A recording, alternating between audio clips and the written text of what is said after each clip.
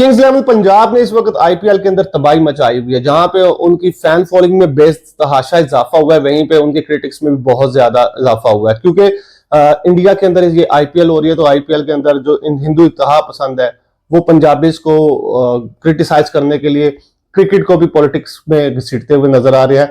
अब एक तरफ किंग्स इलेवन पंजाब है तो वर्सेस नो अदर टीम्स है जो दूसरे स्टेट्स को प्रेजेंट कर रही हैं, और हर स्टेट की अब ये ख्वाहिश है कि वो किंग्स इलेवन पंजाब को शिकस्त दे। आज का मैच जो खेला जाना है वो किंग्स इलेवन पंजाब का और राजस्थान रॉयल्स का। तो राजस्थान रॉयल्स की उतनी वेल फॉलोइंग नहीं है जितनी आरसीबी की थी या फिर अब किंग्स इलेवन पंजाब की, लेकिन उसके बावजूद देखा यह जा रहा है कि एक्स क्रिकेटर हो या फिर उनका मीडिया हो या फिर मेजोरिटी ऑफ इंडिया के लोग हो, वो इस वक्त सपोर्ट करते हुए नजर आ रहे हैं कि रॉयल चैलेंजर्स बैंगलोर को और साथ में राजस्थान रॉयल्स को, जस्ट बिकॉज के वो देखना चाहते हैं किंग्स इलेवन पंजाब को हारता हुआ। लेकिन किंग्स इलेवन पंजाब के लिए एक ह्यूज शाउट आउट है फ्रॉम पाकिस्तान। भाई पाकिस्तान के जो इस वक्त क्रिकेट के दिखने वाले लवर्स है वो पूरा सपोर्ट कर रहे हैं पंजाब को। पंजाब ना सिर्फ लहंदे पंजाब का बल्कि चढ़ते पंजाब से भी एक ह्यूज सपोर्ट है जो किंग्स इलेवन के साथ है। अपना सरपंच जो है शरीयत सैयद इस वक्त तबाही उड़खेड़ा है, जहां जहां पे भी वो परफॉर्म कर रहा है, जिस मैच में भी उसने परफॉर्म किया है किंग्स इलेवन पंजाब ने जो है उस मैच को जीता है। तो बात सिर्फ ये करने वाली है कि देखिए हर टीम का एक टाइम आता है, एक और होता है। आईपीएल को होते हुए तकरीबन 15 साल हो गए और इन 15 सालों के अंदर किंग्स इलेवन पंजाब की स्टार्टिंग के जो कुछ सीजन थे वो अच्छे गुजरे थे, जिसमें शॉन मॉर्श वगैरह जो है कैप्टनसी करते हुए हमें नजर आए थे। उसके बाद किंग्स इलेवन जो है एक डिक्लाइन की तरफ गई थी, लेकिन गेम चेंजिंग उस वक्त हुई है जब प्रीति जिंटा ने एज अ कोच हायर किया रिकी पॉन्टिंग को। और रिकी पॉन्टिंग का एक्सपीरियंस किंग्स इलेवन पंजाब के लिए बहुत ज्यादा सूदमंद साबित हुआ। उसकी वजह यह है कि किंग्स इलेवन पंजाब जो इस सीजन के अंदर खेलती हुई नजर आ रही है वो डिफरेंट ओरा के अंदर ही है। उनके ओपनर्स जिस तरह तबाहकुन बैटिंग करते हुए नजर आ रहे हैं, पिछले मैच में हमने देखा कि 264 रन का टारगेट उन्होंने 18.5 गेंदों पे चेस कर लिया, जिसके अंदर सबसे ज्यादा क्रेडिट जो जाता है मेरे ख्याल में वो रिकी पॉन्टिंग को जाता है। आपको याद होगा 2007 के वर्ल्ड कप के अंदर एडम गिलक्रिस्ट को प्लेयर ऑफ द टूर्नामेंट दिया गया था, तो उसमें एक चीज निकल के सामने थी। पॉन्टिंग कैप्टन था तो उसने बताया कि प्रैक्टिस सेशन के अंदर रिकी पॉन्टिंग जो है गिलक्रिस्ट को मशवरा देते हैं कि वो हाथ के अंदर जो है पोलो बॉल लेके उसको हाथ में रखें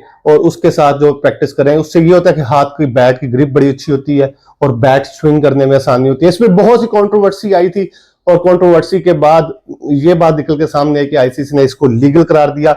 और अभी भी एक्स क्रिकेटर जो आईपीएल को देख रहे हैं और थोड़ा सा किंग्स इलेवन से हसद भी करते हैं, इरफान पठान हो गया, वीरेंद्र सहवाग हो गया और इस तरह के एक्स प्लेयर्स, वो ये बातें में करते नजर आ रहे हैं कि चूंकि गिलक्रिस्ट को रिकी पॉन्टिंग ने वो वाला टिप दी थी, इस वजह से अब पंजाब के प्लेयर्स इतने तेज रन इसीलिए कर रहे हैं कि उनकी बैट स्विंग में बहुत ज्यादा इजाफा हुआ है और उनकी ग्रिप जो बैट पे वो बड़ी जबरदस्त है। उसकी वजह यह है कि वो हाथ में बॉल का इस्तेमाल कर रहे हैं। लेकिन अगर कर भी रहे हो तो किसी भी किंग्स इलेवन से ये क्रेडिट नहीं छीन सकते जितनी जबरदस्त वो क्रिकेट खेलते हुए नजर आ रहे हैं।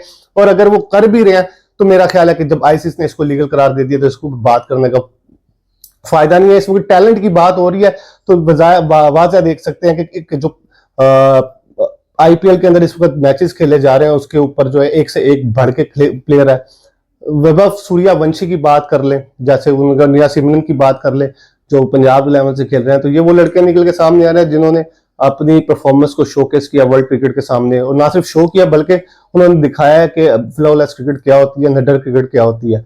आगे बढ़ते हैं तो आज जो मैच है उसके अंदर दो की प्लेयर्स हैं, एक तो इधर से अपना सरपंच है, दूसरा उधर से सूर्यवंशी है। सूर्यवंशी इस वक्त जो है कंट्रोवर्सी के बहुत ज्यादा प्रेशर में भी है और दबाव में भी है, क्योंकि उनके ऊपर नई कंट्रोवर्सी खुल के सामने आई। उनका एक पिछला इंटरव्यू निकल के सामने आया जिसके अंदर सूर्यवंशी ने अपनी एज 12 साल बताई थी और शायद वो 6 साल कोविड के टाइम का वो इंटरव्यू था। और आप आज के डेट में 2026 में उनकी डेट उस इंटरव्यू के हिसाब से 18 साल से ज्यादा बनती है, जबकि उन्होंने ऑन पेपर 15 साल डेट लिखी हुई है, जिसकी वजह से आईसीसी ने इनके ऊपर इन्वेस्टिगेशन खोल दिया। उनकी रिपोर्ट्स लैब से टेस्ट होकर आई हैं और 2 साल का बैन लगा दिया है सूर्यवंशी के ऊपर के, क्योंकि उन्होंने अपनी एज छुपाई है और एज छुपाने की वजह से उनकी एज जो कि ऑफिशियली 18 बनती है उन्होंने 15 बताई है।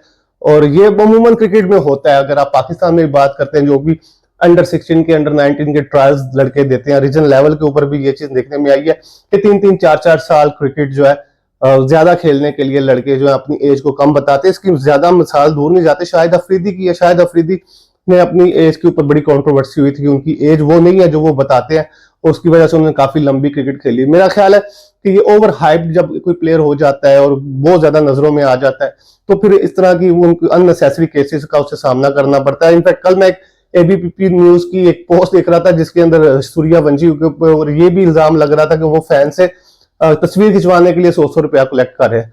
मेरा ख्याल है कि क्रिकेट से इन चीजों की कोई लेना देना नहीं होता। सूर्यवंशी नो डाउटली बहुत अच्छा प्लेयर है और इंडिया का बहुत अच्छा एसेट है, जो कि हम एक्सपेक्ट भी कर रहे थे अगले T20 कप में वो वर्ल्ड कप खेलता हुआ नजर आएगा। लेकिन इंटरनली पॉलिटिक्स की नजर वो टैलेंट हो चुका है और मुझे नहीं लगता कि अगर वो 2 साल की पाबंदी उस पर लग गई तो 2 साल में चीजें बहुत ज्यादा बदल जाती हैं। इस बंदे का टेम्परामेंट हो या बंदे की क्रिकेट हो, वो सफर भी करती है। तो लेट्स सी, देखते हैं कि सूर्यवंशी इस भंवर से निकल सकते हैं कि नहीं निकल सकते। 2 साल का बैन है उनके ऊपर, वो किसी किस्म की इंटरनेशनल क्रिकेट नहीं खेल सकते। और मेरे ख्याल में क्रिकेट की हिस्ट्री में ये पहला और अनोखा वाकया है कि किसी को एज की सही ना बताने की वजह से जो है इस तरह का बैकलैश देखने को मिला है। दूसरी तरफ बात करें जोफ्रा आर्चर की, तो जोफ्रा आर्चर अपनी जो है पीक के ऊपर है। जितनी बॉल उन्होंने लास्ट मैचेस के अंदर सुपर जायंट्स के खिलाफ जैसी तेज बॉलिंग की थी, और लोग राजस्थान वो मैच हार गया था, लेकिन जैसी बॉल उगरते हुए नजर आ रहे थे तो किसी बैट्समैन के पल्ले नहीं नजर आ रहे थे।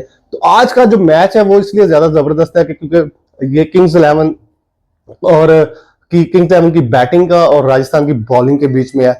और बैटिंग की बात करें तो सूर्यवंशी के होते हुए उनकी बैटिंग बहुत जबरदस्त है। दूसरा भी left handed batsman Rajasthan royal का बहुत अच्छा खेलने वाला है। तो ये क्रिकेट का बड़ा जबरदस्त मैच नजर आएगा। कल एक तबाहकुन बॉलिंग हमें देखने को मिली थी, जहां पे हम लोगों ने देखा कि यहाँ पे 260 65 चेज हो रहा है और 200 रन प्लस चेज करना कोई इतनी बड़ी बात नहीं। वहीं पे हमने देखा है कि एक उम्दा बॉलिंग डिस्प्ले देखी जिसके अंदर हैजलवुड ने और भुवनेश्वर कुमार ने डीसी को उड़ा के रख दिया, सिर्फ 75 पे आउट कर दिया।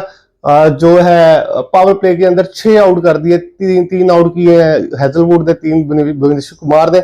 और आईपीएल की हिस्ट्री का कम से कम जो लोएस्ट पावर प्ले है वो कल देखने को मिला। तो ये एक अच्छी चीज है कि बॉलिंग और बैटिंग का बैलेंस होना बड़ा जरूरी है। जब आप इस तरह कंपेटिटिव क्रिकेट देखते हो तो फिर आपका इंटरेस्ट और बढ़ता है। और इस वक्त अनडाउटली आईपीएल इस वक्त दुनिया की बेस्ट लीग है, जिसके अंदर हमें नए से नए हर साल एक स्टार देखने को मिलता है।